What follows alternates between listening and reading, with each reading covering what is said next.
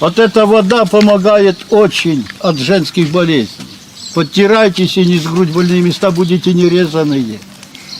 Везите другим, которые не могут приехать сюда по каким-то причинам. Раздавайте эту воду. Большой объем возьмут, пусть ключевой воды, сверху чайную ложечку во имя Отца и Сына, Святого Духа, вся будет святая.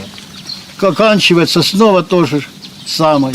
Освящайте, освящайте, она не будет никогда не кончиться. Пищу лейте по капель, ванну лейте, натощак петь, кропите в дом. На ней крест лежит на этой воде. Трепещет бы, трясется, не терпя, взирайте на силу Его, написано, крест на знамени. Пользуйтесь им, святынь.